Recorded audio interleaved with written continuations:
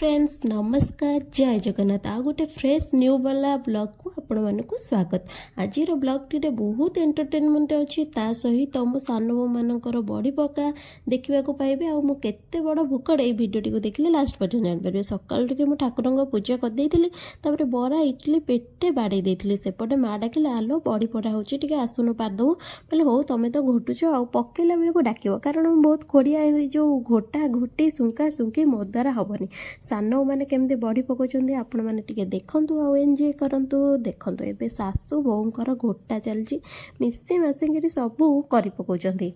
दुई जण घोटुछन्ती जणे तार सुकोछि कहा घरे ए भलिया घोटा अछि और ट्रेडिशनल वे रे बड़ी पका होछि निश्चित कमेंट करके चगला होछि जमै बड़ी पके दोनी। एबे सासू को देई देले रेस्ट आउ जणे सान बो आसी गले तीन जण आक तांकर मिसी की घोटा घोटी आरंभ कले। तांको घोटा घोटी देखि मते हस लागुतला आ मो वीडियो करछि बेली से माने पूरा किरी किरी हसुला मत चिडुले कि वीडियो बंद कर आमर वीडियो करिया दरकार नहीं आमर बड़ी पकई खाईदेले आमर हो गला। मु कहली ना मु वीडियो करी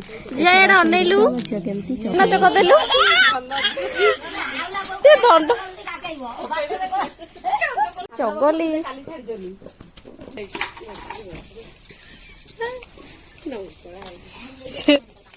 मो झील टे चगला देखु देखु तो केते बिरी घोटी घोटा की थोईदेले मत लगे एकता ही बड़ एकता है सब कले बोली सांगे सांगे बिरी गोटा शेष हो गला।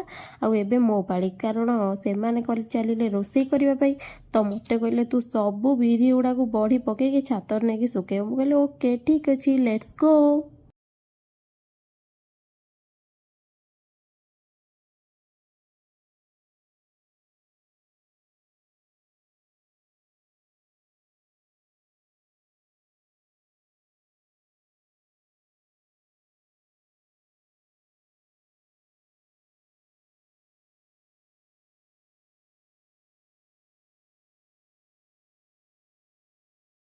तो जी जुआड़े चली गले आ मत पकड़ा देदेले बड़ी तो पकौ पकौ सब बड़ी पकईदेली। देखो केते सुंदर भाव में मो बड़ी पकई जार बड़ी पकड़ा दरकार मत निश्चिंत डाकिबे आ बुकिंग कर देथिबे ता 2 दिन आगरो कारण मोर रेस्ट नहीं ना एते सुंदर बड़ी पकाउची।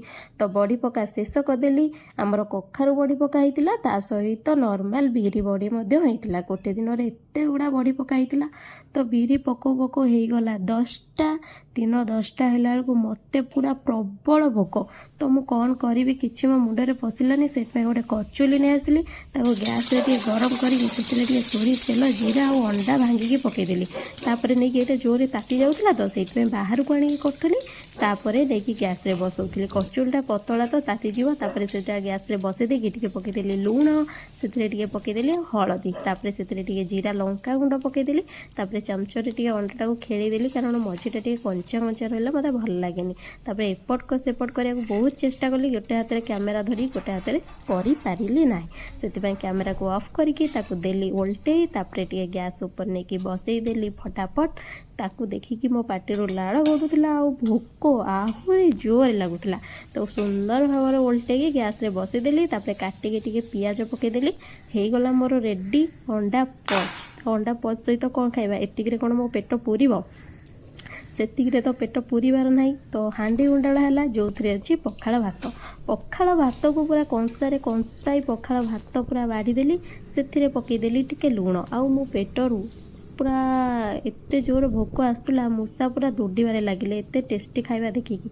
तो लुण आउे सुखिला लंका को चकुटी देली एबे आ मु अच्छी पखाड़ कंसा गोटे निश्वास उठेदेली कारण एते जोर भोक आ जो खाइबा देखी मो पाटर तो पूरा लाल गड़ुची पखाड़ भात ओफ माय फेवराइट।